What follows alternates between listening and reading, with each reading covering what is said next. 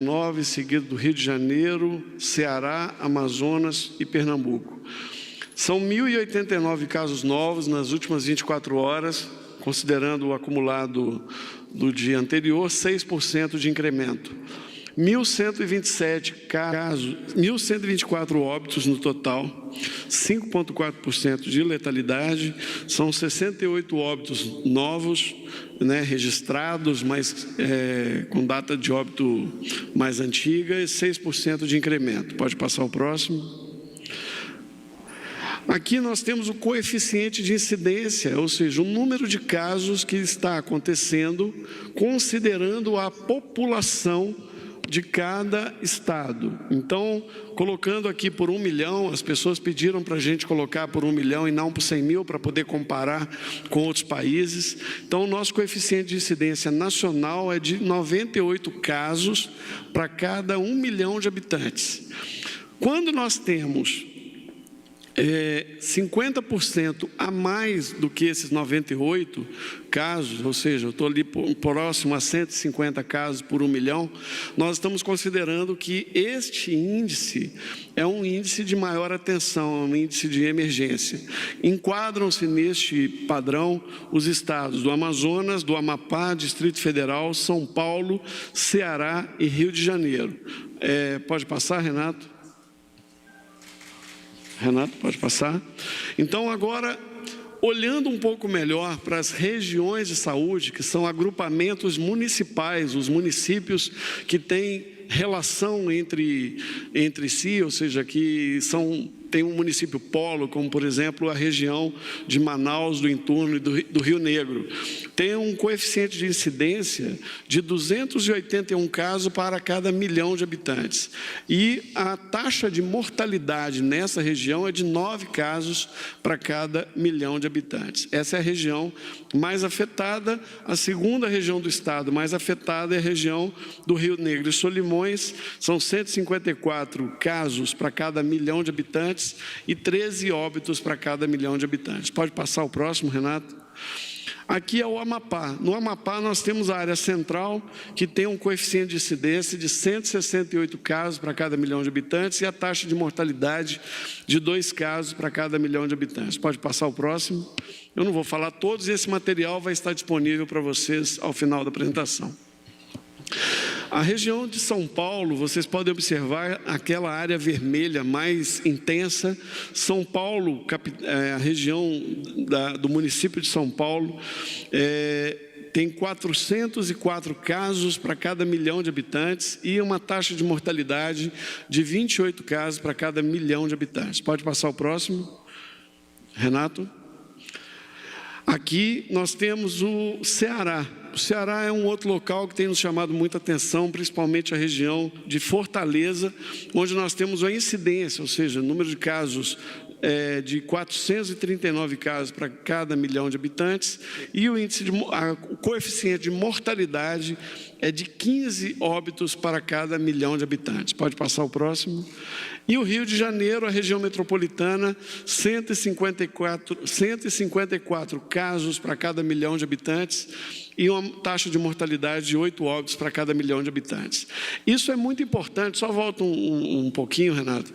É muito importante deixar claro que aqui nós não estamos falando do estado inteiro, nem tampouco do município específico, porque muitos municípios, eles estão próximos e acabam atendendo as populações dos municípios vizinhos. Então, a região de saúde é uma região que faz parte do planejamento estadual, dos acordos municipais, e ela representa melhor a realidade de uma dada região dentro do estado. E vocês podem observar que no Rio de Janeiro, assim como nos demais estados, não estão todas as regiões afetadas da mesma maneira. Assim como no Brasil inteiro, não estão todos os estados afetados da mesma maneira. Agora, o coeficiente de mortalidade. Então, nós temos 5 óbitos para cada 1 milhão de habitantes, essa é a taxa nacional, e temos os estados do Amazonas, São Paulo e Rio de Janeiro com os coeficientes mais elevados. Amazonas com 13, São Paulo com 12 e Rio de Janeiro com 9 óbitos por cada milhão de habitantes, seguido de Pernambuco com 7 e o Ceará com 7. Esses são os locais de maior atenção. Dos 944 óbitos, 944 óbitos, de 1.124 já estão com a sua investigação concluída, ou seja, são óbitos por Covid, e nós temos ali masculino 59% e feminino 41, 42, se não me engano. Então nós temos aqui a distribuição dos óbitos por data do óbito. Essa queda que nós observamos ao longo do tempo, elas ainda precisam ser mais investigadas, mas nós estamos observando as ações também estaduais. Mas temos que olhar para cada estado a situação. Aqui é o acumulado, a evolução dos óbitos por data de notificação, notificados por dia, mostrando a evolução desses 68 óbitos, desses 6% de incremento nos últimos dias. Aqui nós temos a distribuição por faixa etária. Então, nós temos 75% dos casos acima de 65 anos, que estão naquele gráfico à esquerda em verde escuro. Em verde claro estão as pessoas com menos de 60 anos. O detalhamento disso, quem quiser saber mais, estará daqui a pouco no site www.saude.gov.br/coronavírus, no botão boletim epidemiológico, lá vai ter todo o detalhamento. E aqui o grupo de risco, nós já falamos, não mudou, não teve nenhuma mudança. Nos menores de 60 anos, obesidade é o mais frequente, e nos maiores de 60 anos, principalmente as doenças cardiovasculares, seguidas de pneumopatias e neurológicas. Basicamente, são essas informações do dia de hoje.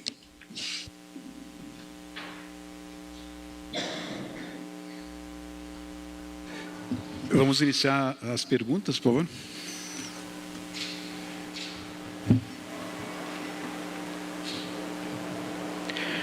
Nós temos cerca de 23 perguntas cadastradas pelo nosso grupo de jornalistas.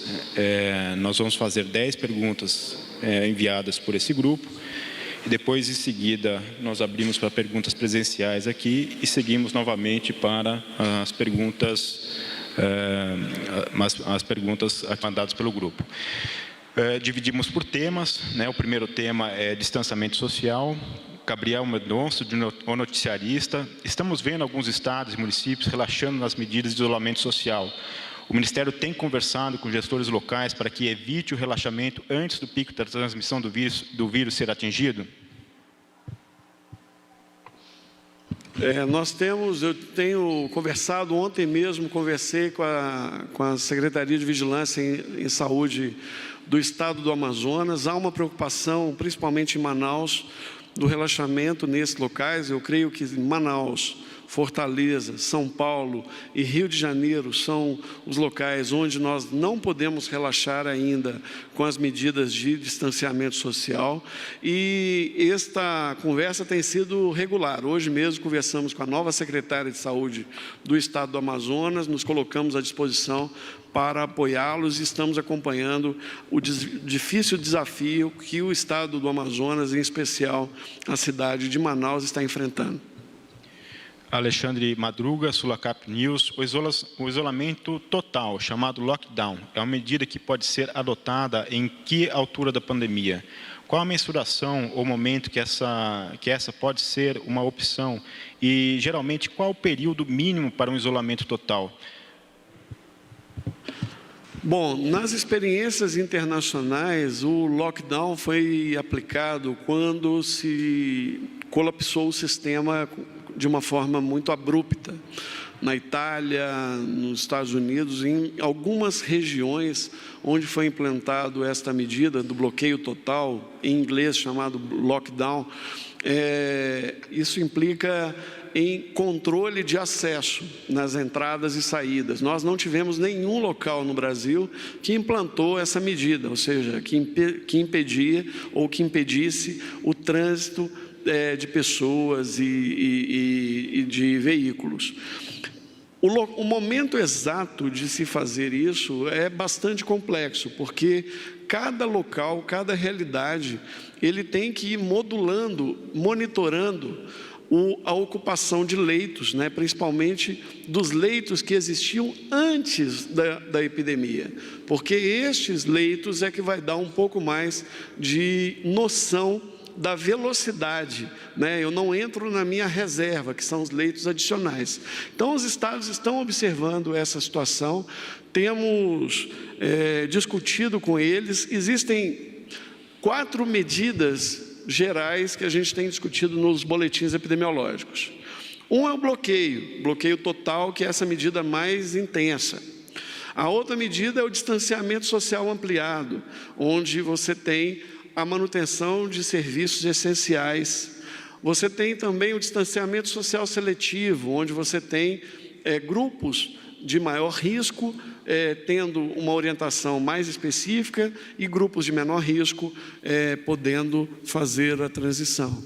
E temos locais que não tem nenhuma medida, específica, como distanciamento social, mas que estão previstas na nossa portaria publicada em 20 de março, em que no artigo 2º colocamos o isolamento de pessoas sintomáticas e no artigo 4º o distanciamento social indicado para pessoas acima de 60 anos. Isso é o que a gente vem falando sistematicamente, que vale para todo o Brasil. As demais medidas que estão sugeridas, propostas, inclusive no boletim número 8, que foi publicado agora essa semana, traz ali uma série de outras medidas que os gestores, de acordo com a sua realidade local, de acordo com as suas características, podem adotar, estão ali aplicadas, e nós nos colocamos à disposição para esses gestores para discutir a medida. Até o momento, nós não recebemos nenhuma sugestão, nenhum pedido de avaliação conjunta de medidas a serem adotadas. Então, nós temos orientado a esses gestores, e quando recebemos esses questionamentos, é que as medidas farmacológicas, elas devem ser adotadas de acordo com o cenário epidemiológico do município, da região afetada. E nós aqui de Brasília apoiamos na discussão nessa reflexão de como fazer as medidas. No entanto, por quanto tempo permanecer, como foi perguntado aqui, eu creio que cada local, cada realidade, ela vai tentar adotar essa medida para que seja mais curta possível, que o tempo seja o mais curto possível, porque é uma medida muito amarga, que traz impactos econômicos bastante expressivos. Então, esperamos não ter que adotar essa medida em nenhum local do Brasil.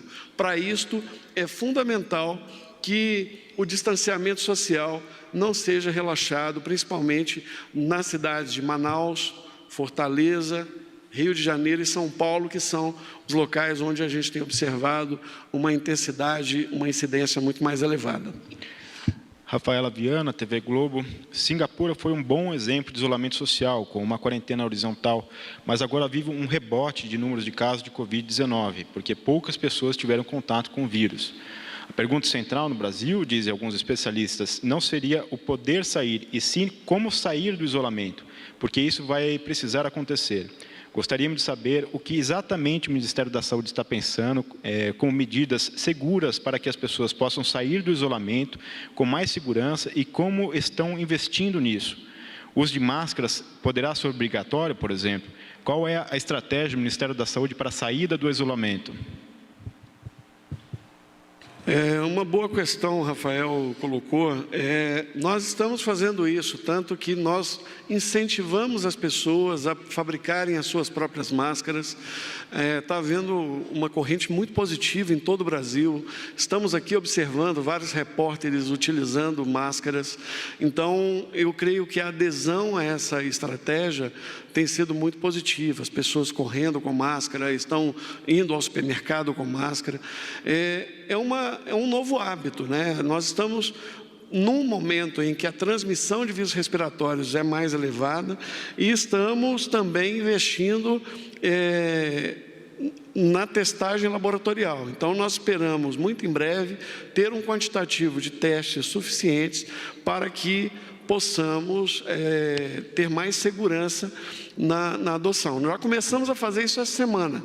Com os 500 mil testes doados pela Vale, estamos iniciando os testes de trabalhadores dos serviços de segurança e de saúde, justamente para que esses trabalhadores que sabidamente já estão protegidos contra o vírus, possam retornar às suas atividades e reforçar as equipes de uma maneira que a gente possa voltar à normalidade com a maior brevidade possível.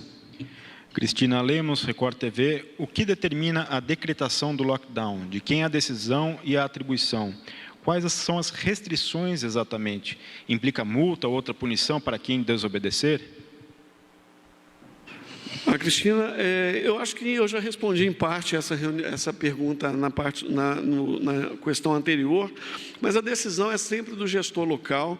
O momento de se realizar isto, não adianta fazer isso no pico da curva, porque muitas vezes você vai ver uma queda que possivelmente não vai ser pelo lockdown, porque o crescimento dessa doença é exponencial. Um transmite para 2, 2 transmite para mais 2 e vai multiplicando exponencialmente. Então, chega num ponto da curva que não vai adiantar mais fazer o lockdown, porque a transmissão já está disseminada numa região. Então, o crescimento exponencial chega a um ponto que ela vai duplicar. E quando essa curva ela sobe muito rápido, assim, parecendo uma montanha bem íngreme, essa curva ela vai ser impossível, nem o lockdown vai dar conta de reduzi-la. Então, eu creio que o momento não é de pensar em lockdown, o momento é de pensar em distanciamento social, lavar as mãos com frequência, cobrir o rosto ao tossir e espirrar, usar as máscaras, como nós mencionamos anteriormente, se estiver doente, ficar em casa, ou seja, as medidas de higiene, de etiqueta social e as medidas de distanciamento social são as únicas e mais eficientes armas que nós dispomos no momento. Dalton Almeida, IPTV. O boletim epidemiológico número 7 diz que a partir do dia 13 de abril, municípios e estados que implementaram medidas de isolamento social devem começar a transição para o isolamento social seletivo. O que o Ministério da Saúde espera a partir de segunda-feira? Como relaxar o isolamento social se estamos apenas no início da aceleração dos casos? Por favor, detalhar a calculadora disponibilizada para prefeituras analisarem a situação. Muito boa pergunta. Nós colocamos no boletim 8 o detalhamento dessa questão, uma análise um pouco mais detalhada e um esclarecimento sobre a questão do dia 13. O que nós dissemos naquele momento é que, baseado nos condicionantes, ou seja, ter leitos suficientes, de acordo com o planejamento, e para isso nós fizemos uma calculadora para auxiliar o gestor. Ali ele tem que entrar uma calculadora, ele não vai dar para ele a informação mastigada, mas vai auxiliá-lo na tomada de decisão. Então ele vai colocar que medidas que ele tomou, quantos casos ele tem, de que momento, qual o padrão da transmissão na sua localidade, ou seja, ele está tendo uma transmissão muito acelerada, menos acelerada, ele adotou alguma medida de isolamento social ou não. Então, esses parâmetros, eles são inseridos na calculadora e a calculadora dá para ele de acordo com a escolha dele, se é para uma semana, para um mês, para 2 meses, para 60 dias, qual o número de casos possíveis, qual o número de óbitos que poderiam acontecer baseado naquele cenário daquele momento. Por isso que a análise tem que ser local, tem que ser do gestor municipal principalmente. Então, nós esperamos que os locais, municípios e estados que adotaram medidas de distanciamento social já lá desde o dia 13 de março, muito antes da gente publicar a portaria de transmissão comunitária. Nós já tínhamos estados adotando medidas restritivas, medidas de distanciamento social, a partir de uma análise do seu cenário. Baseado nisso, nós esperamos que o relaxamento ele não ocorra de forma desorganizada ou não planejada. O Distrito Federal é um exemplo de uma boa estratégia. Eles fizeram uma medida de restrição há algumas semanas atrás, lá para o dia 15 de março, estão agora observando as medidas, viram o comportamento social, estão modulando este padrão, ou seja, antes de ontem, liberaram o setor bancário para funcionar com orientações de intensificação de higienização de mãos, distanciamento no atendimento, várias feiras aqui no Distrito Federal.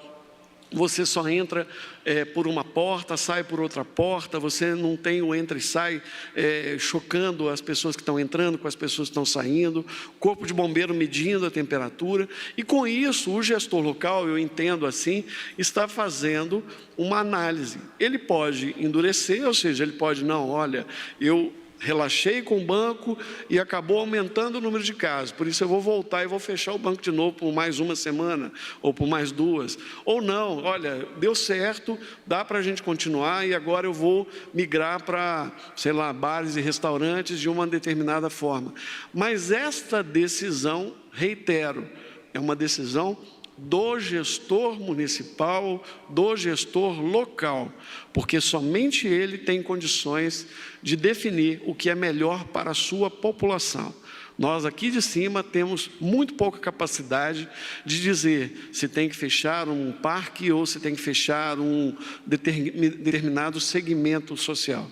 Isto deve ser avaliado com muita parcimônia, com muito caldo de galinha e bom senso. Então, nós esperamos que, caso algum gestor adote alguma medida de flexibilização, que isso se dê baseado nas condicionantes, leitos, recursos humanos e equipamentos de proteção, para que isso possa ser feito com segurança, porque as pessoas, na medida que ele flexibiliza, vai aumentar acidente de trânsito, vai aumentar outras condições de saúde que não estão acontecendo agora, por causa do isolamento social, pressionando a procura por leitos, da mesma maneira que o Covid também vai pressionar antes da epidemia. Então, nós teremos aí momentos bastante difíceis e bastante preocupantes em várias capitais do país. Renato Souza, Correio Brasiliense. Dados de operadores de celulares revelam que as pessoas estão saindo mais às ruas em todo o país. Em São Paulo, apenas 47% das pessoas estão confinadas e no DF, 52%. Como o Ministério vê essa informação? Isso pode acelerar a epidemia? Isso pode acelerar a epidemia, baseado no dado de São Paulo. São Paulo está numa condição mais... com um monitoramento mais preciso, Nós estamos observando lá em São Paulo que, para se ter um efeito mais significativo ou um resultado, um benefício do distanciamento social, este distanciamento social deveria estar em torno de 70%. Então, ainda não está no momento de relaxamento da situação em São Paulo. Eu não tenho dados das demais capitais, do Distrito Federal, do Rio de Janeiro, então eu não sei se esse volume para o Distrito Federal é o mesmo que deveria ser para o município de São Paulo, por exemplo. Eu estou falando aqui município São Paulo capital, que é a grande conurbação urbana que existe. Então, lá no município de São Paulo, para ter um efeito mais significativo, teríamos que ter ali em torno de 70%, é o que dizem as próprias autoridades locais e é o que a gente vem observando. Obviamente, todo esse desafio, ele implica numa compreensão da população e numa adesão da população para que ela compreenda que estas medidas é justamente para proteger quem eles mais gostam, que é a sua família, as pessoas mais velhas e também a sua comunidade. Então, é fundamental que seja avaliado localmente. A gente enxerga isto como um potencial acelerador do número de casos, porque é óbvio, se eu tenho mais gente circulando, mais vírus transmitindo ocorrerá, não tenha dúvida disso. Isadora Peron, Valor Econômico. Pelo segundo dia consecutivo, o presidente Jair Bolsonaro desrespeitou as recomendações do Ministério da Saúde, saiu às ruas e formou aglomerações de pessoas. Como garantir a continuidade do isolamento social se o presidente da República não dá o exemplo? Eu vou responder para a Isadora. Infelizmente, a Isadora perdeu a oportunidade de fazer uma pergunta, porque nós já combinamos isso, que nós não vamos responder sobre comportamento, posicionamento, opinião do presidente da República. Pode passar para a próxima. Próximo tema é aquisição de equipamentos e insumos. Natália Cancian, Folha de São Paulo. O Ministério divulgou ontem o envio de uma carga de 60 respiradores que estavam na Receita Federal em Guarulhos a 3 capitais. Quantos ainda estão disponíveis neste momento para serem enviados a localidades com maior necessidade? Com a compra de 15 mil respiradores canceladas e previsão de entrega de empresas nacionais só em maio, quais as alternativas em estudos para evitar a falta desses equipamentos? Esses 60 respiradores foram respiradores que foram requisitados pela Receita Federal porque estavam sendo exportados. Então, não estava no nosso planejamento esses 60 respiradores. Eles foram distribuídos da seguinte maneira: nós pegamos os estados que estão com uma situação mais crítica, mandamos 30 para Fortaleza, mandamos 20 para Manaus e mandamos 10 para o Amapá. Então, esses 60 respiradores, eles foram somados a mais em torno de 260 respiradores que já foram instalados nos hospitais, e nós temos ainda 150 respiradores que estão em trânsito, estão sendo encaminhados para os hospitais. Daqueles 540, com esses 60 ficaram 600. Dos 600, nós já colocamos 450 e os outros 150 serão colocados nos próximos dias, até o final do mês de abril. Fora isso, nós tivemos a compra cancelada da importação de 15 mil respiradores da China. Nós já temos um contrato assinado com produtores nacionais para produzir mais 7 ou 8 mil respiradores. Devemos, na semana que vem, assinar um outro contrato com outro conjunto de empresas para produzir mais 7 ou 8 mil respiradores. Então, com isso, nós esperamos adquirir pelo menos 15 mil respiradores com produção nacional. Existe possibilidade de importações, fora o que já foi importado por estados e por municípios. Se isso vai ser suficiente ou se vai fazer falta, não dá para a gente saber. Eu até vou pedir para o Renato colocar um gráfico que trata desse tema, que eu acho que é relevante para a gente poder falar. Essa pergunta ela acontece com muita frequência. Os equipamentos que nós temos serão suficientes? Depende de que circunstância, de que cenário que nós estamos falando. Então, eu vou mostrar o gráfico, aquele das curvas, não é esse primeiro aí. Esse gráfico vocês já conhecem, né? Essa parte, o gráfico vermelho, seria como que se comportaria a doença em relação ao número de casos e em relação ao tempo, se nós não tomarmos medidas de proteção, medidas de distanciamento social. E no azul, com a implantação dessas medidas, nós vamos ter um número menor de casos simultaneamente, mas esses casos vão se prolongar por mais tempo. Se vocês olharem a área dos dois gráficos, ela é mais ou menos a mesma. Significa que o número de casos vai ser mais ou menos o mesmo. O que muda é que no vermelho nós temos um quantitativo de casos num menor tempo, com maior frequência. No azul nós temos menor número de casos diários e um prolongamento do processo. Agora, o que eu queria chamar a atenção é que a gente tem falado muito sobre essas questões de o que a gente pode fazer para reduzir, para achatar a curva. Mas nós podemos interferir também naquela linha preta que é o que nós chamamos de a nossa capacidade de atendimento. Essa capacidade de atendimento, que está mais ou menos acima, né, da medida azul, ela não é igual em todo o país, e ela não é igual em todos os estados, e ela não é igual em todos os municípios. Cada município tem uma situação diferente. Então, ela pode passar o próximo. Essa curva, aliás, essa nossa capacidade de atendimento, ela pode ser elevada. Como é que a gente eleva a nossa capacidade de atendimento? Colocando mais equipamentos, abrindo mais leitos, abrindo hospitais de campanha, contratando mais profissionais, treinando mais profissionais, colocando equipamentos de proteção individual. Isto faz com que a gente aumente a nossa capacidade instalada. Aumentando a nossa capacidade instalada, nós podemos atender um volume maior de pessoas.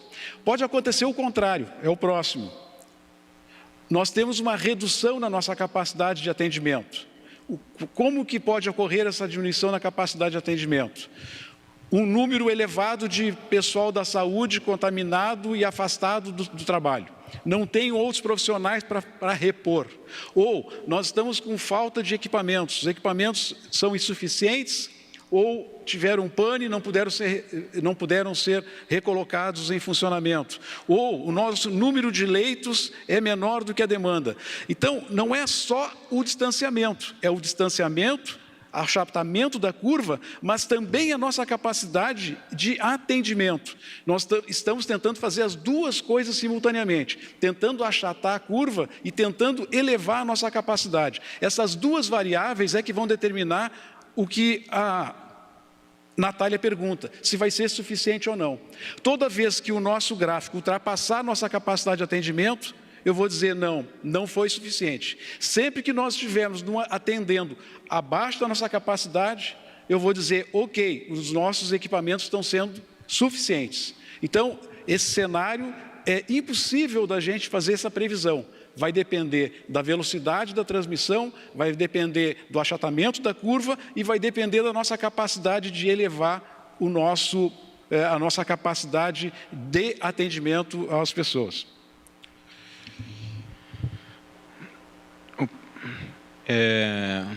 Valteno de Oliveira, TV Band. Quantos respiradores estão à disposição da rede hospitalar? Quantos mais serão necessários e o que está sendo feito para suprir essa falta das cidades onde a situação é mais crítica? Essa pergunta eu respondi anteriormente. Quantos serão necessários? Vai depender de como vai ser a evolução da transmissão da doença. Quanto mais a gente achatar a curva, menor vai ser a necessidade de equipamentos. Quanto menos nós achatarmos a curva e quanto mais alto for o nosso gráfico, maior a possibilidade da insuficiência de equipamentos. O que eu posso dizer para vocês é que nós temos hoje 55 mil leitos de unidade de tratamento intensivo e que nós estamos ampliando este quantitativo. Estamos ampliando com mais, pelo menos, 15 mil respiradores.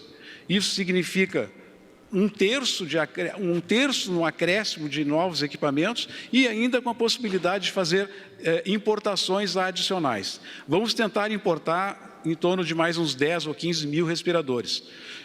Se for possível, nós vamos acrescentar em torno de 30 mil respiradores, 30 mil leitos de UTI na nossa capacidade existente hoje. Delmo Menezes, Agenda Capital. Como o senhor avalia o controle mais rigoroso do governo chinês em relação aos insumos que estão sendo adquiridos pelo governo brasileiro? Isso não vai atrasar ainda mais o abastecimento nos hospitais? O governo tem um plano B para evitar o desabastecimento desses produtos, como máscaras e respiradores, por exemplo? Sim, o nosso plano B é produção nacional, tanto de máscaras como de respiradores. Nós já estamos hoje com algumas empresas nacionais aumentando a sua capacidade de produção. Nós estamos agora numa negociação com um pool de empresas que produzem máscaras N95, que estão trabalhando para entregar para o Ministério da Saúde em torno de 5 milhões de máscaras por mês. temos ainda algumas questões a serem resolvidas com eles. A principal delas é a matéria-prima, que nós temos que ter a garantia da disponibilidade da matéria-prima para a produção dessas máscaras. Em relação aos respiradores, nós estamos com as empresas nacionais produzindo essa quantidade de respiradores que eu falei inicialmente, em torno de 15 mil respiradores. Esse é o nosso plano B. Não significa que nós ainda não vamos tentar o mercado internacional, o mercado chinês, porque algumas operações estão dando certo.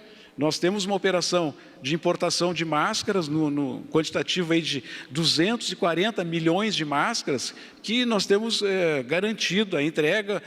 Na próxima semana já vamos fazer o primeiro, ou talvez dois envios de aeronaves para a China para trazer para o Brasil essas máscaras que estão sendo adquiridas, num total de 240 milhões de máscaras. Isso aí vai envolver quase 20 aviões lotados só com máscaras para ser distribuídos no país.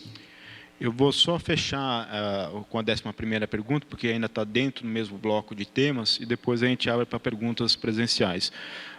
André Borges, o Estadão. O Brasil avalia 3 rotas para trazer os produtos chineses ao país.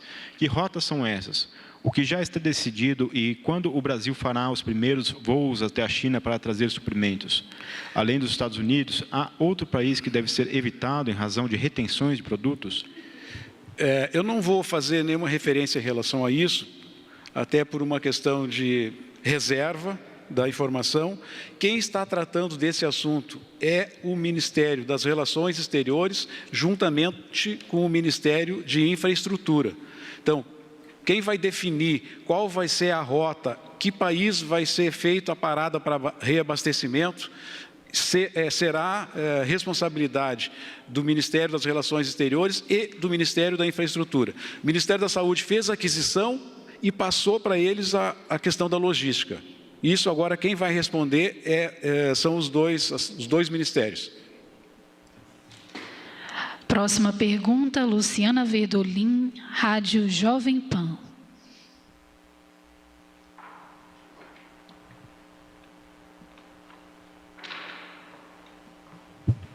Boa tarde. Eu queria só ver se eu entendi direito com relação ao isolamento total. Não vai depender só de número de casos, de mortes, vai depender da estrutura hospitalar como um todo. O pico da doença, os senhores têm dito que vai ser entre final agora do mês e início de maio. Então, a gente pode estar relativamente perto de uma decretação desse bloqueio total, pelo menos naqueles estados em vermelho.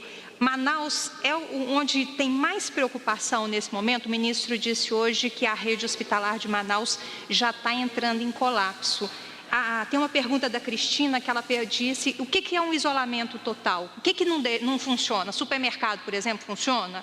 Posto de gasolina, farmácia? Obrigada. Bom, sobre a questão do conceito de isolamento total, o isolamento total seria a quarentena, que é o que está na portaria que regulamenta, na legislação. Quarentena é a medida em que eu tenho controle policial nos pontos de entrada. Eu não posso sair da cidade, eu tenho polícia como tiveram os italianos lá na Lombardia. Ninguém entrava, ninguém saía. Não fizemos isso em nenhum lugar. Essa é a grande diferença. Enquanto eu não tenho quarentena decretada nesse sentido, eu não tenho um lockdown ou um bloqueio total. Sobre a questão do momento do pico, durante toda a série histórica de síndromes respiratórias na região norte do país, nós temos os meses de março e abril com maiores incidências de vírus, influenza, adenovírus, rinovírus, influenza A, influenza B, todos os anos. Esse é o período que mais ocorre. Então, nós estamos vendo, na verdade, uma sobreposição de duas epidemias. A epidemia de coronavírus junto com a epidemia de influenza. e outros vírus respiratórios. Então, há uma concomitância ali, uma sobreposição dessas duas curvas. Então, a realidade de Manaus, hoje no país, talvez seja mais próxima de uma tomada de decisão mais incisiva, caso a população permaneça não aderindo às orientações das autoridades de saúde locais. O que fecha? Praticamente ficam abertos os serviços essenciais, né? Supermercado, farmácia e aqueles serviços para sobrevivência, para manutenção da ordem social, mas sempre com uma restrição muito mais intensa do acesso a esses serviços. É assim que funcionou na Europa, em outros países. Mas volto a dizer, o que muda a diferença entre o distanciamento social ampliado e um bloqueio total é que no bloqueio total eu tenho o cerceamento, eu coloco polícia nas saídas de uma cidade ou na saída de um bairro. Ninguém pode entrar, ninguém pode sair. Isso não está acontecendo no Brasil. O que nós temos é distanciamento social ampliado, onde os serviços essenciais estão funcionando, as pessoas estão aderindo mais ou menos em determinadas localidades, mas não tivemos até agora, em nenhum espaço brasileiro que eu conheça, nenhum bairro, porque o lockdown, o bloqueio total pode ser num bairro específico, não necessariamente na cidade como um todo. Então, o que muda eu tenho polícia na porta que vai impedir a entrada e saída, sim ou não? Se eu tenho, esse é um bloqueio total. Se eu não tenho, isso é um distanciamento social ampliado. Ah, mas por que isso? Porque isso está na lei. Nós definimos que o bloqueio total é a quarentena. Quarentena é ter restrição com serviço de segurança em pontos de entrada. Eu acho que Manaus, a gente pode tornar um exemplo prático do que eu tentei mostrar com o gráfico anteriormente. A situação hoje de Manaus a curva está muito próxima da nossa linha de atendimento. Nós chegamos num ponto em que, se nós não tomarmos uma medida, o número de casos vai ultrapassar nossa capacidade de atendimento. E aí as pessoas vão sentir, não vai ter leito, não vai ter respirador, e as pessoas poderão ficar desassistidas. Quais são as medidas que nós podemos tomar? Uma delas, fortalecer, reforçar as medidas de contenção, as medidas de distanciamento social e todas as medidas faladas anteriormente. Mas nós podemos fazer uma outra coisa, nós podemos elevar aquela nossa linha da nossa capacidade de atendimento.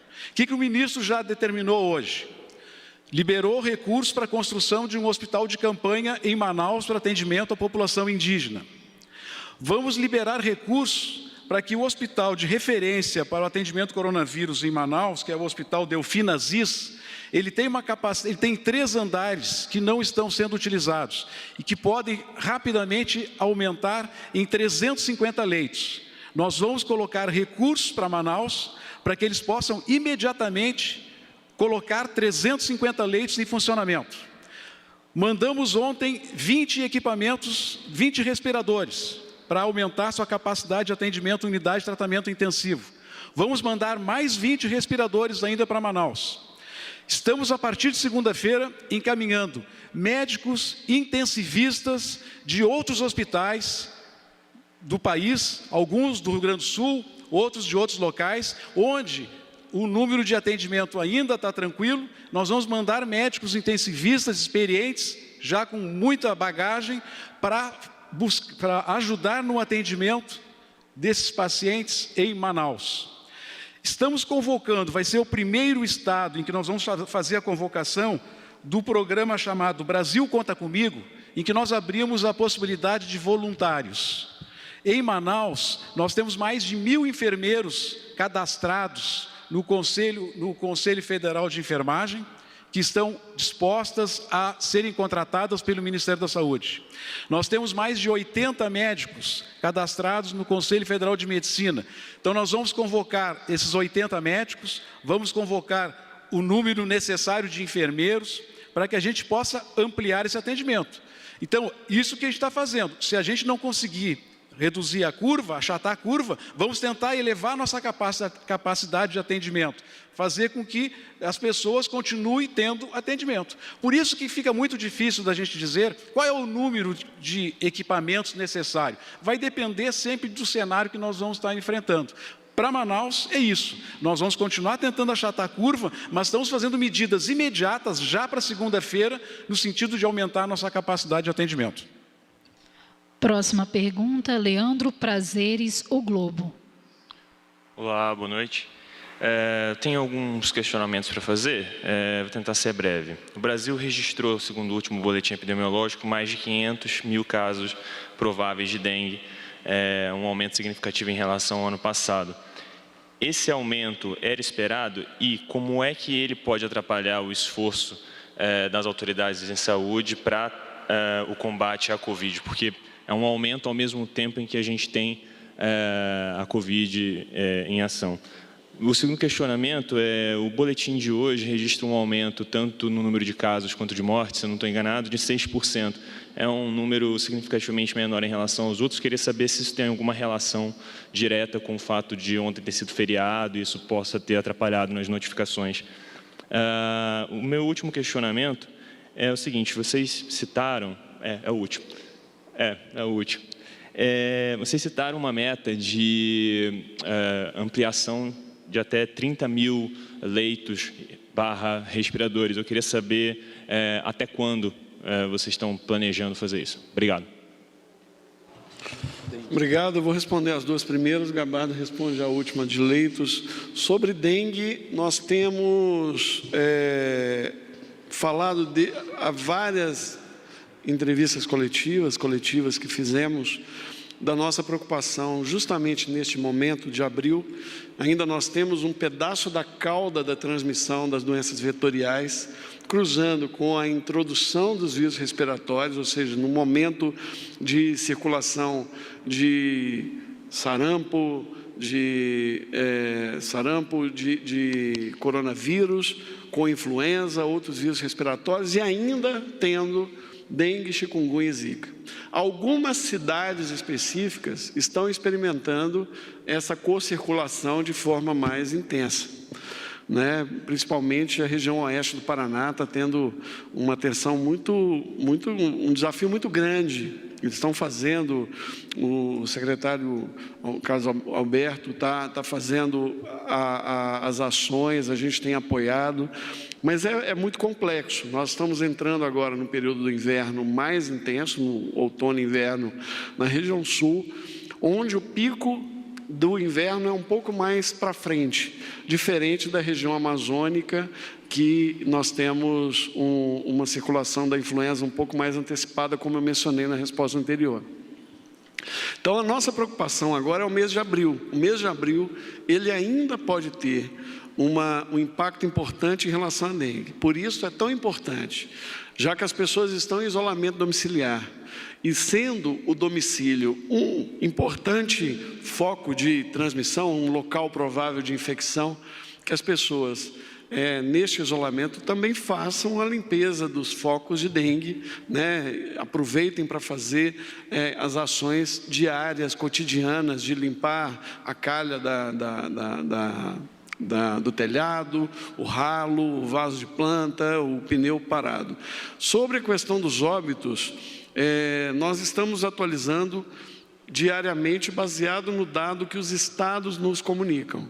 É natural que quando nós temos final de semana e algum feriado, que este volume, eu até falei antes de ontem, que a gente vai ver. Terça-feira é quando a gente tem um aumento mais expressivo, porque eles vão consolidando esses dados, digitam na segunda e esse dado aparece para a gente de uma forma mais expressiva na terça-feira. Então, é natural, está dentro do padrão, mas isso não reflete uma redução, reflete realmente um período de digitação. Para isso, nós precisamos de um tempinho maior para poder monitorar esse dado. Gabardo. Eu não sei se eu entendi bem a tua pergunta, dos 30 mil leitos, são leitos de UTI, quando Exato. É que eles entram, né? Exato. Então, esses 30 mil leitos, na verdade, 15 mil estão bem encaminhados, 8 mil já contratados, 7 mil para serem contratados na próxima semana. Esses 15 mil leitos, que são contratos, produção nacional, eles têm prazo de entrega parcelado em 30, 60, 90 e 120 dias. Mas não necessariamente eles vão ser entregues a cada 30 dias. A nossa ideia é que semanalmente, à medida que os equipamentos ficarem prontos, eles já vão começar a ser distribuídos. Contratualmente, eles têm um planejamento, uma programação de entrega que obedece esse critério. Uma determinada parte em 30, outra em 60, 90 e 120 dias. Os demais são esses que nós estamos ainda tentando importar. Logo que for importado, eles já vão ficar à disposição. Mas não serão distribuídos aleatoriamente, como nós fizemos no primeiro lote de 540. Eles ficarão para atender às necessidades como essa agora. Fortaleza está precisando, nós vamos mandar para lá. Manaus está precisando, mandamos para Manaus.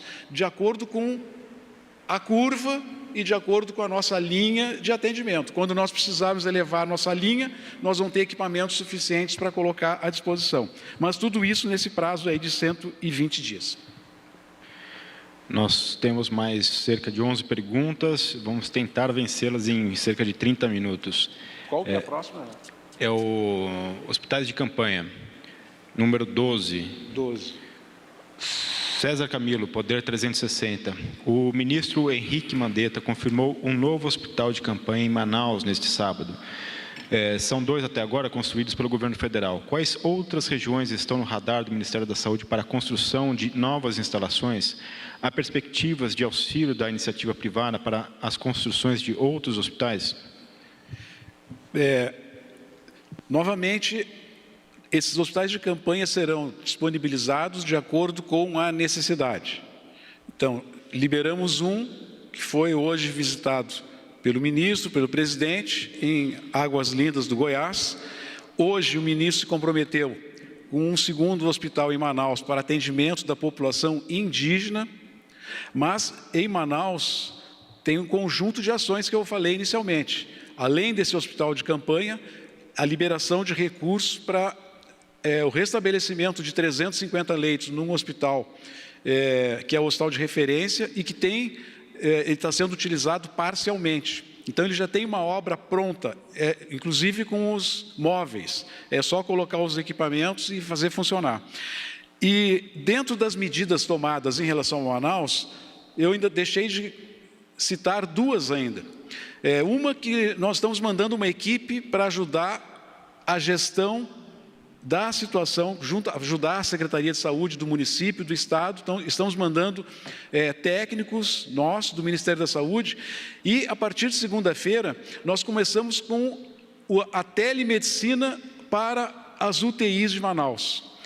Todos os leitos de UTI de Manaus serão acompanhados por telemedicina por especialistas que ficam nos nossos hospitais de referência em São Paulo, através do PROAD.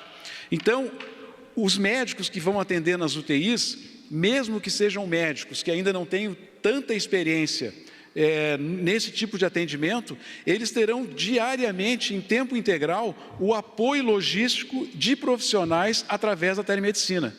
Então, todo um programa que foi elaborado já há bastante tempo, que agora nós estamos implementando em Manaus, que com certeza vai dar muito mais segurança e vai qualificar muito o atendimento prestado pelos médicos nas UTIs de Manaus. Não temos ainda outros locais definidos, tudo vai depender da evolução da doença, evolução da epidemia, evolução dos casos e conforme for a necessidade. Secretário Garbardo, a gente tem muita pergunta sobre como é que vai ser esse hospital, quantidade de leitos, valores. Imagino que esses dados a gente vai disponibilizar durante a semana, certo? Nós já temos uma planta padrão que está sendo utilizada aqui em Águas Claras do Goiás, que, se for possível, será utilizada essa planta, à medida da possibilidade, porque já vai ter uma experiência, vai ser a segunda, a terceira construção com esse mesmo desenho. Isso pode nos ajudar na velocidade da sua implementação, e até porque algumas alguns questionamentos que possam ter acontecido no primeiro ou no segundo, no terceiro já estarão resolvidos. Então, a gente acredita que se nós reproduzirmos esse mesmo modelo, a tendência é que daqui para frente isso possa ter mais velocidade e mais qualidade. Mas não tem um projeto quantitativo de leite definido. Temos uma planta básica que será oferecida. Essa planta básica poderá ser o modelo a ser oferecido para os demais estados. Próximo tema, leitos de UTI, hospitalizações e óbitos. Alexandre Souza, Agência do Rádio. O Ministério da Saúde dobrou o valor de custeio diário dos leitos para a UTI que atendem pacientes com coronavírus. Quantos leitos vão receber o recurso e como o Ministério vai monitorar se o leito está realmente sendo utilizado por um paciente de Covid-19? Quantos leitos nós não sabemos ainda, porque os estados compraram, estão comprando, estão importando equipamentos e à medida que eles ficarem prontos, eles estarão habilitados. Então nós não temos aí uma ideia de quantos. A gente sabe que todos esses que nós estamos colocando já terão essa finalidade, mas tem um conjunto grande de equipamentos que será colocado por iniciativa dos governos estaduais e municipais. Agora, uma coisa importante aqui. Como é que a gente vai saber, essa pergunta é extremamente importante, como é que o Ministério vai monitorar se o leito está realmente sendo utilizado para paciente com Covid? Os hospitais, para receberem esse valor adicional, eles vão receber o dobro do valor da diária para atender em UTI paciente com coronavírus. Para fazer jus a esse recebimento, o hospital se obriga a informar 2 vezes por dia a utilização desses leitos. Então, 2 vezes por dia, o hospital vai ter que entrar no sistema, dizer os leitos que eles têm, quantos leitos ele está utilizando para pacientes com coronavírus confirmado, tanto na rede pública quanto na rede privada, quantos pacientes estão em enfermaria, quantos pacientes estão em UTI. Se ele não informar isso, ele vai sofrer sanções, punições. Ele vai deixar de receber o valor, ele vai ser responsabilizado civil e criminalmente por não prestar esse tipo de informação. E o terceiro momento, se ele continuar não informando, a Polícia Federal será acionada para ir no hospital cobrar esse tipo de controle. Então, nós vamos trabalhar em 3 níveis. O último nível, já tratado inclusive com o ministro Moro, vai ser a utilização da Polícia Federal para obrigar e exigir esse tipo de informação, porque não é possível que o Ministério da Saúde possa ficar acompanhando uma situação tão grave como essa, sem ter a informação precisa da disponibilidade de leitos, qual é a ociosidade, para que a gente possa tomar as medidas necessárias no tempo correto. Alexandre Souza, Agência do Rádio. O Ministério... desculpa. Isso, já passamos por elas, desculpa. Vitor O'Hara, Carta Capital. Segundo o balanço divulgado na sexta-feira 10, se comparados os dados entre hospitalizações de síndrome respiratória aguda grave e óbitos por raça e cor, o número de óbitos cresce em relação a pretos e pardos e diminui entre brancos. O que ocasiona essa diferença? É possível dizer que a letalidade do coronavírus é maior entre pretos e pardos? Bom, esta informação, essa análise, ela é feita baseado nos dados registrados no ato do atendimento. O campo raça-cor é um campo autorreferido, que é registrado tanto no Cartão Nacional de Saúde, como também nos prontuários. O que este dado nos apresenta epidemiologicamente é que a epidemia ainda está concentrada em uma camada da sociedade, independente da raça-cor, principalmente aquelas que têm uma relação com viagens ao exterior ou contato próximo de pessoas, ou naquele núcleo, naquele ciclo, naquele bairro, naquela região de pessoas que foram, que tiveram uma relação com o local provável fora do país. Este dado demonstra que ainda não chegamos nas camadas mais vulneráveis, mais pobres da população. Então, é tão importante essa medida de distanciamento social, principalmente nos grandes centros urbanos, como Rio de Janeiro, São Paulo, Fortaleza e Manaus. Nós vamos falar como um mantra. Estamos falando de forma diferente, porque existe equidade, ou seja, nós temos que tratar diferentes, de forma diferenciada. E São Paulo, Rio de Janeiro, Fortaleza e Manaus estão vivendo, neste momento, situações muito mais desafiadoras, tanto do ponto de vista social, que são capitais muito importantes, em que a vida cultural, a vida urbana, o trânsito de pessoas, bens, mercadorias é muito intenso. Então, o desafio nesses locais é muito, muito maior do que em outros locais. O que a gente está preocupado é que, recentemente, a Universidade Federal do Rio de Janeiro concluiu um estudo mostrando que começou a ter um aumento de 50% de trabalhadores infectados, confirmados com coronavírus. Então, isso está se espalhando, nós estamos vendo este efeito de transmissão acontecendo, e o efeito, o resultado dessa transmissão vai se dar daqui a poucos dias, a poucas semanas. Então, é fundamental reiterar a necessidade de se fazer o distanciamento social por mais alguns dias, de acordo com a realidade de cada local, seguindo as orientações do gestor local. Quem pode dizer para você se deve permanecer ou não é o prefeito, o secretário municipal, o governador e o secretário de saúde do Estado. Nós estamos aqui para poder mostrar os caminhos, mostrar as evidências, consolidando esse olhar que cada Estado nos apresenta e trazendo para vocês as informações que são geradas pelos próprios municípios e estados. Não somos nós que criamos os números. Esses números são checados, são validados, estão sendo olhados.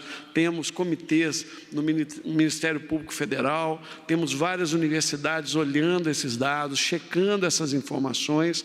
Então, não tem número inventado. Pelo contrário, nós estamos fazendo é dar transparência e luz àqueles números que nós recebemos. Adriano Justino, Gazeta do Povo. Mortos sem fator de risco já representam 1 em cada 4 óbitos no país. Quase o mesmo número a que se chegam as mortes de menores de 60 anos. Uma mudança grande desde o fim de março. A que se deve isso? E isso significa que aqui o Covid-19 pode atingir a população de modo diferente de outros países, como a Itália? Uma excelente pergunta do Adriano, da Gazeta do Povo, porque na Itália, assim como na China e alguns outros países do hemisfério norte, o pico da influenza se deu ali no final de novembro, dezembro. Então, nós tivemos esta evolução lá atrás, ou seja, eles tiveram um pico primeiro de influenza e vírus respiratórios e depois tiveram um pico de coronavírus. O que está acontecendo agora, muito possivelmente em várias localidades, é uma sobreposição da circulação de influenza com a circulação de outros vírus respiratórios, como adenovírus, metapneumo, parainfluenza, vírus sincicial respiratório, entre outros. São vários vírus que também causam sintomas respiratórios, juntamente com o coronavírus. A influenza afeta principalmente adultos jovens. Nós vimos isso na pandemia de influenza em 2009, é um padrão mais expressivo. E quando a gente olha para esses números e observamos que há, dentro dos casos confirmados para coronavírus, um volume significativo, eu diria, de pessoas abaixo dos 60 anos, só me resta acreditar que seja uma co-circulação ou uma co-infecção, em alguns casos, nesses casos que evoluem para quadros mais graves, de não somente o coronavírus, mas de também, muitos casos, terem também influenza. Em Pernambuco, recentemente, conversando com a Secretaria Estadual, com a doutora Luciana, ela me falou que naquele dia que nós conversamos, tinham confirmado 10 casos de coronavírus. De 10 casos confirmados em biologia molecular para coronavírus, 3 casos tinham confirmado também biologia molecular para a influenza. Então, é possível que tenhamos aí uma co-circulação de outros vírus respiratórios. Estou citando influenza como exemplo, mas tem outros vírus respiratórios tão importantes quanto metapneumovírus, rinovírus, adenovírus, entre outros, para a influenza. Então, alguns desses para determinados grupos etários, crianças, pessoas com fatores de risco, né, obesidade ou comorbidades como diabetes, hipertensão, podem ser um agravante a mais, um cuidado a mais, porque estamos num período de sazonalidade de vírus respiratórios no Brasil. Juliana Contaifer, Metrópolis. Como o Ministério avalia a evolução na quantidade de mortes registradas por coronavírus? Está dentro do esperado? Qual é a projeção para esta próxima semana? Vou pedir para o Renato colocar um gráfico. Como ninguém é capaz de prever o que vai acontecer, nós estamos sempre nos comparando com os países que já passaram e que já têm uma evolução um pouco mais adiante em relação a isso. Então, esse gráfico mostra a evolução do número de casos a partir do caso número 100, mas eu quero a próxima que fala dos óbitos. Isso, evolução dos óbitos a partir do caso 100. O gráfico mais favorável no número de óbitos a partir do caso 100 é aquele roxinho lá embaixo, que é a Alemanha. Já mostrei isso aqui outra vez para vocês, mas esse dado aqui está atualizado até hoje ao meio-dia, com as informações do dia de hoje. Tá? A Alemanha é o país que, depois de ter identificado o caso número 100, apresenta um gráfico com o menor número de óbitos até o dia de hoje. Hoje deve ser o dia 30, a partir do dia 100, 29. Hoje é o dia 29, a partir da identificação do caso 100. Amanhã vai completar um mês. Estamos perdendo para a Alemanha. Aí vem o Brasil, que é o gráfico verde, número de óbitos. Terceiro, Estados Unidos. Olha o comportamento dos Estados Unidos em relação... acho que a teu aí apagou a TV.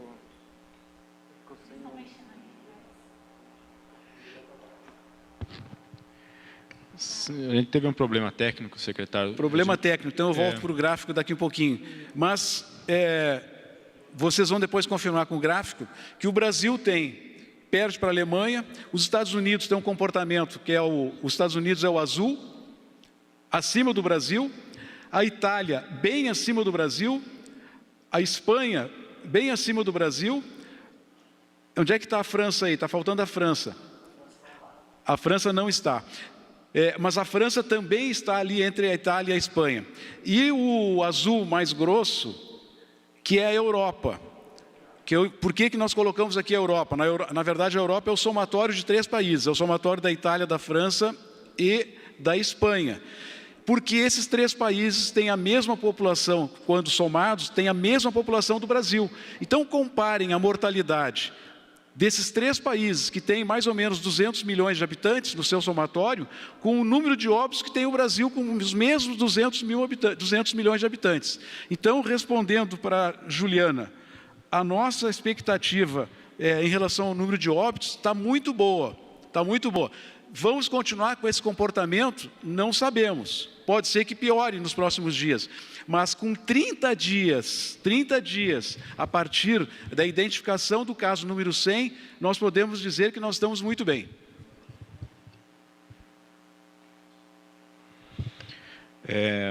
Raquel Miura, Rádio CBN. Gostaria de saber se, além da idade e comorbidade, vocês têm outras informações sobre pessoas que morrem. O tempo médio que elas ficaram internadas, elas estavam na UTI, quantas chegaram a usar respiradores, quantas chegaram já em estado grave aos hospitais, quantos pacientes que morreram já tinham procurado uma vez o hospital e foram orientados para ir para casa. É possível que o Ministério da Saúde compilar dados assim com os estados? Nós vamos começar a fornecer informações sobre as internações, mas não com esse grau de especificação. Nós vamos começar a apresentar os dados do número de leitos disponíveis, SUS e rede privada. Nós vamos apresentar qual é a ocupação desses leitos, qual o percentual de utilização, tanto da rede pública como da rede privada. Nós vamos apresentar os dados de pacientes internados em enfermaria, internados em unidade de tratamento intensivo e também vamos informar os pacientes que tiveram alta, os pacientes que foram chamados recuperados. Mas esse grau de detalhamento não é possível fazer com as informações que nós temos no Ministério da Saúde. E isso só é possível a nível municipal, porque aí eles vão ficar com o prontuário médico, o prontuário do paciente para poder detalhar todas essas informações. Letícia Casado, The New York Times. Quais estados estão mais próximos de lotação de hospitais como Amazonas e quão lotados? O que está mais próximo em relação à lotação de hospitais como Amazonas é Fortaleza. A nossa preocupação também se estende para São Paulo e Rio de Janeiro, mas nós ainda não estamos nem próximo da utilização da capacidade instalada tanto de São Paulo como no Rio de Janeiro. Tema testes e diagnóstico, Natália Fruit, RBS TV. Ixi, agora perdi até aqui. Só um instantinho.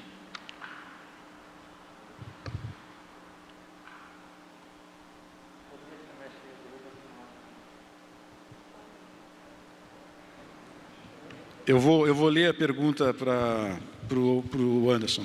A Natália, da RBS, pergunta: o Ministério da Saúde já definiu a estratégia para conseguir receber os testes da China? Por quais aeroportos a carga vai passar para não correr o risco de ser confiscada antes de chegar no Brasil? Essa questão dos portos eu já respondi anteriormente. Nós não vamos falar sobre isso por uma questão lógica, isso envolve relação entre os países, isso está sendo tratado pelo Ministério das Relações Exteriores e com o Ministério de Infraestrutura por conta da logística para fazer o transporte dos insumos. Então, não poderemos falar mais do que isso. Carolina... A próxima pergunta, pode ler? Consegui agora. Divulgação dos dados. Carolina Moreno, SP1. O pico da epidemia está previsto para o fim desse mês. O escalonamento da capacidade de processamento de testes também está prevista para o mesmo período. Com isso, o Ministério da Saúde estuda implementar melhorias no atual sistema de divulgação de dados e começar a divulgar diariamente a data e a unidade da federação em que ocorreram as mortes que entram para as estatísticas, lembrando que alguns governos estaduais dizem que seus modelos de transparência seguem as premissas do Ministério da Saúde. Bom, primeiro que não dá para cada local, nós já falamos aqui, cada local tem realidades diferentes. A região sul, pegando ali Paraná, Santa Catarina, Rio Grande do Sul, possivelmente tem um padrão, juntando com São Paulo, tem um padrão de transmissão de vírus respiratórios mais próximo. A região centro-oeste tem características distintas, até porque aqui não tem um inverno tão intenso quanto na região sul. A gente está falando do inverno não somente pelo coronavírus, mas pelo fato das pessoas se agruparem mais, das pessoas ficarem em locais fechados. A gente está vendo que o coronavírus não tem tanta relação assim com o clima, sabemos disso. Mas, na medida que eu tenho maior aglomeração, locais fechados, isso acaba facilitando, obviamente, a transmissão. A organização dos dados, elas vem melhorando paulatinamente, de uma forma muito expressiva. Os estados estão aderindo ao sistema, a uma plataforma que nós desenvolvemos para substituir uma planilha eletrônica, o notifica.saude.gov.br, então já está disponível, e a gente pede que os municípios façam a adesão a esse sistema com a maior brevidade possível, porque assim vai ser possível mostrar a realidade de cada local em relação aos óbitos. Nós vamos dando a transparência dos dados e estamos muito em breve, vamos colocar os dados do CIVEP-GRIPE, ou seja, do Sistema de Vigilância de Síndromes Gripais.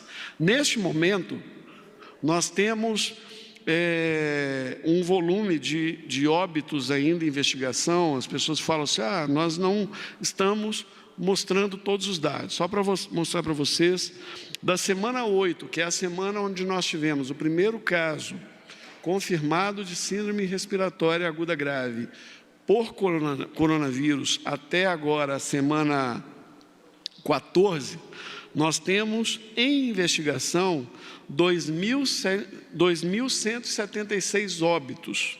2.176 óbitos. Estes óbitos podem ser por influenza, podem ser por coronavírus, podem ser por influenza A, influenza B, adenovírus, ou seja, tem todas as idades e todas as populações aqui dentro. Então, a partir do momento que nós tivermos a confirmação desses casos, nós vamos inseri-los, obviamente, no nosso balanço diário. Mas os potenciais casos de coronavírus estão entre os 2.176. O sistema está sensível, está notificando. Obviamente, nós teremos ainda um volume maior, porque ainda estamos entrando na fase de maior intensidade de transmissão respiratória. Convocação de profissionais. O próximo tema, Fábio Precaro, Record News. No início de abril, o Ministério da Saúde publicou uma portaria que determina o cadastro de profissionais de 14 categorias da área de saúde para realizar capacitação em caráter emergencial para trabalhar pelo Sistema Único de Saúde no combate ao coronavírus.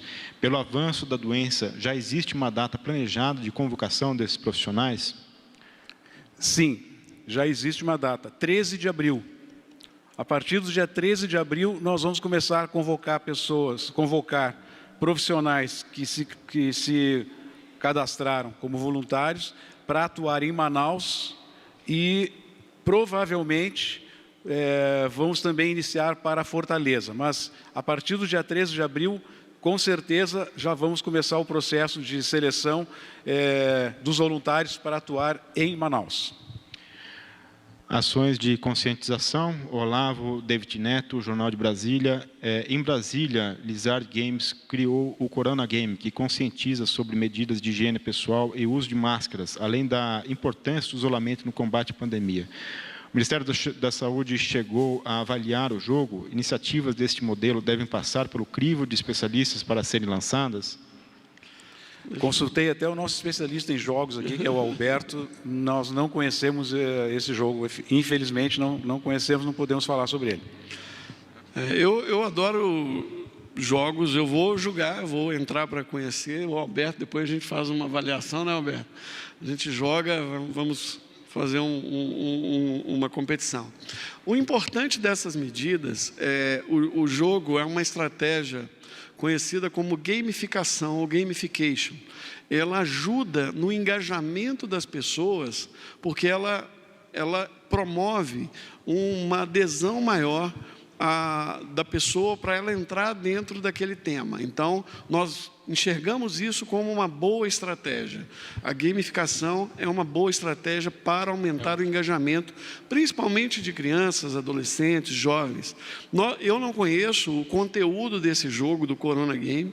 Nós não fazemos validação desses materiais. Quem faz essas validações são as lojas da Apple e da Android, que estabelecem critérios para ver se está de acordo com a idade, a faixa etária, termos de uso, mas não é nossa competência fazer isso. Obviamente, se o jogo ele tiver conteúdos corretos, nós não temos nenhuma restrição, mas vamos checar se os conteúdos estão de acordo com o que a gente está falando, e eu tenho certeza que a Lizard Games, que criou esse jogo, deve ter se espelhado ou deve ter se embasado nos materiais do Ministério da Saúde. Sendo assim, não tenho dúvida que os jogos vão ser muito úteis, principalmente para explicar como lavar as mãos, como se proteger, porque é isso que a gente precisa ensinar às crianças. E também, Anderson, uma boa possibilidade de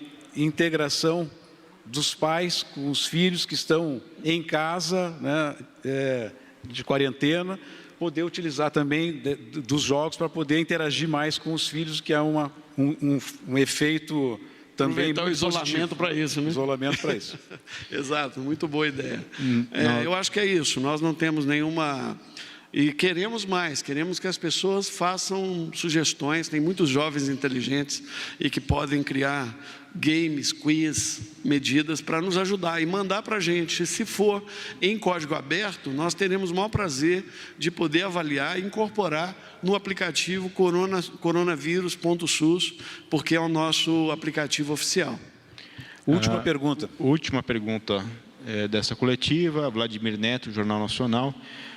Pesquisadores sugerem testarmos os casos leves ou assintomáticos, em vez dos graves, para orientar melhor as políticas públicas, para fechar uma determinada cidade, por exemplo, interromper a cadeia de transmissão. Por que não fazer isso e concentrar os testes? Por que não fazer isso, ao invés de concentrar os testes em casos graves? Na estimativa do Ministério, quantos testes serão feitos até o fim deste mês, período em que muitas cidades vão atingir o pico da epidemia? Excelente pergunta do Vladimir, que fez essa pergunta, né? Por que ela é importante?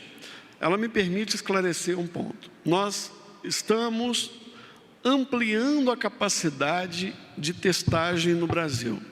O Brasil vem adquirindo um volume expressivo de testes e continuamos buscando testes, tanto moleculares quanto sorológicos, no mercado internacional. O mercado nacional, a Fiocruz, a Fundação Oswaldo Cruz, por meio de Bill Manguinhos e do IBMP, estão fazendo um esforço tremendo, já estão ampliando muito.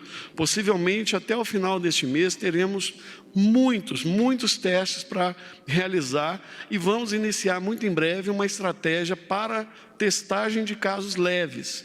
Isso vai se dar de modo gradual, porque precisamos garantir que, primeiro, os casos graves sejam identificados corretamente, porque a testagem do caso grave é para auxiliar no manejo do caso dentro do hospital. Ou seja, eu não ter pessoas com coronavírus ao lado de pessoas por outras causas ou por outras condições. Então, nós temos que entender que há um limite na disponibilidade do teste. Para vocês terem ideia, temos hoje, agora há pouco eu chequei, 151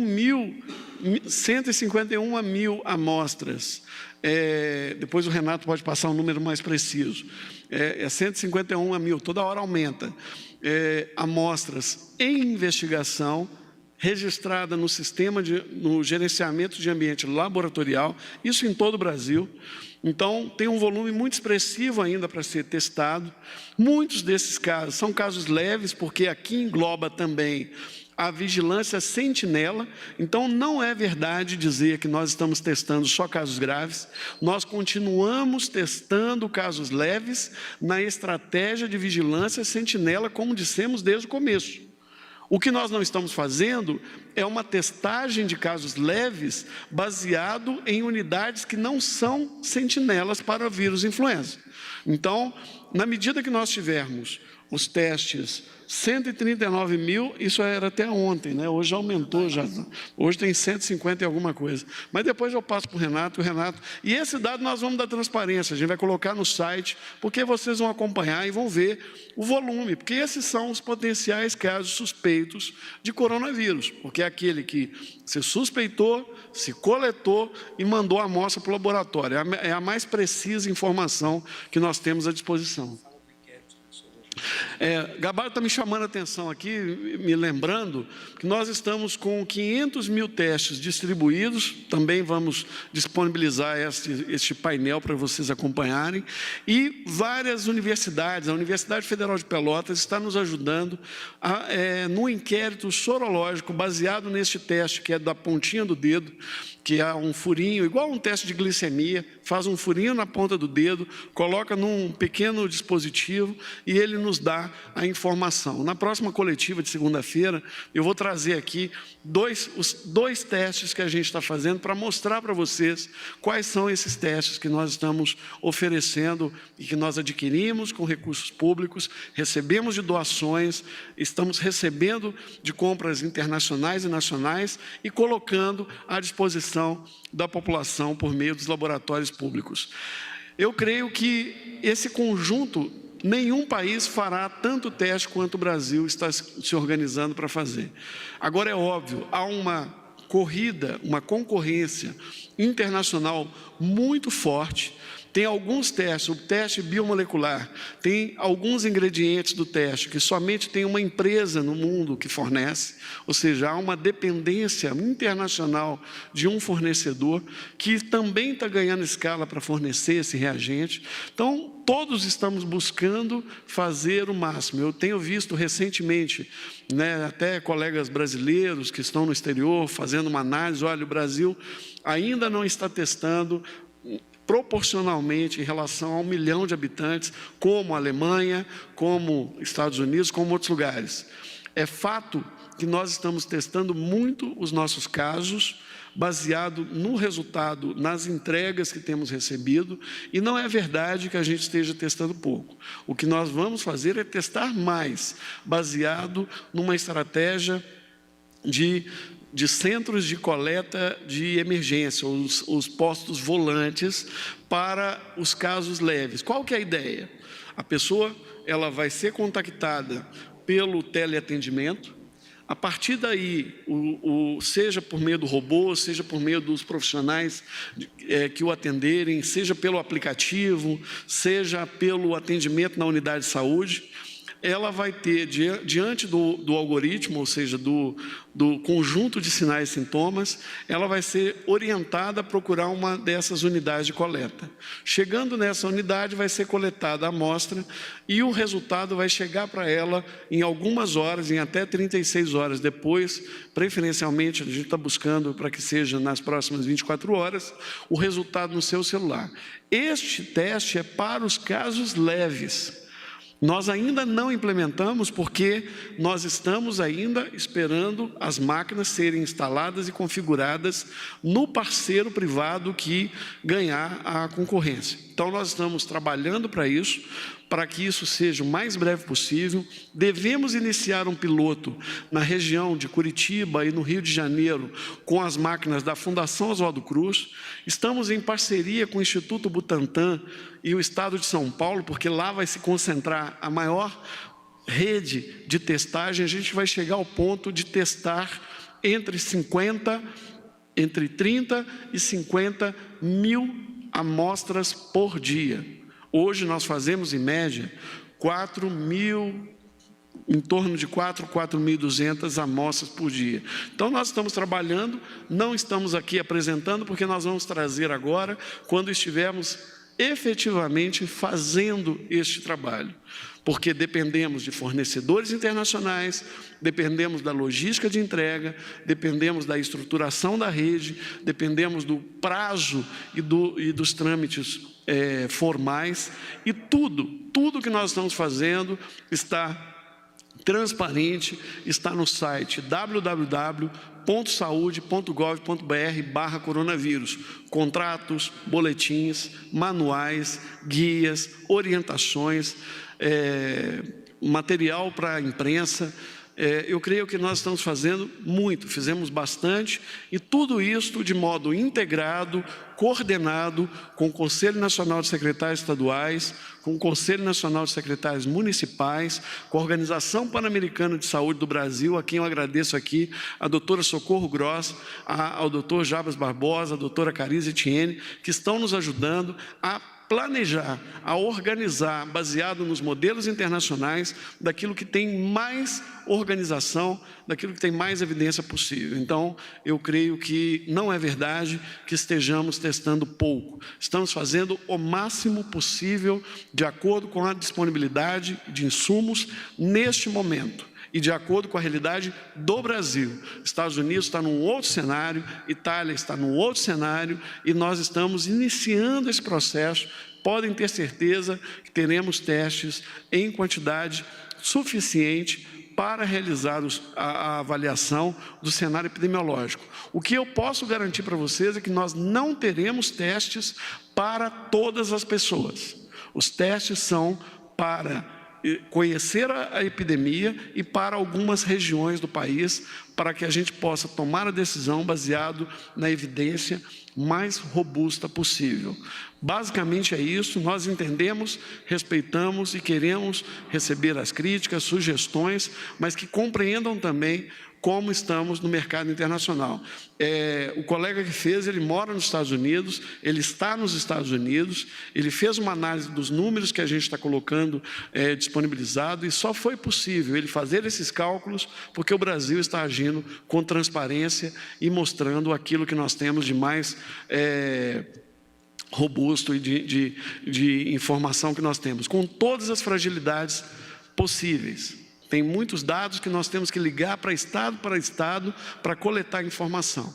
Estamos galgando muitos passos, já galgamos muitos passos, e eu creio que vamos entrar agora. Amanhã é Páscoa, é momento de renovação. Segunda-feira estaremos numa nova etapa dessa nossa batalha contra o coronavírus.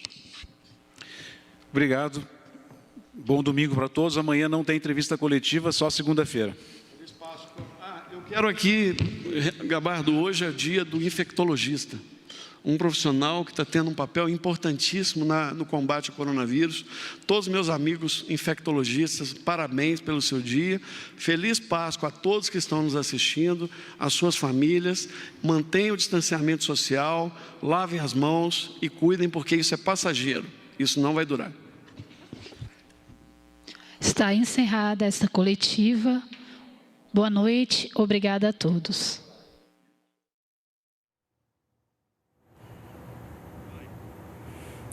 Você acompanhou ao vivo a coletiva do Ministério da Saúde com atualizações sobre o novo coronavírus. Já são 20.727 casos confirmados no Brasil e o número de mortes pela Covid-19 é de 1.124. São Paulo, Rio de Janeiro e Ceará são os estados com mais casos confirmados. Você também encontra todas essas informações no boletim epidemiológico no site saude.gov.br/coronavírus.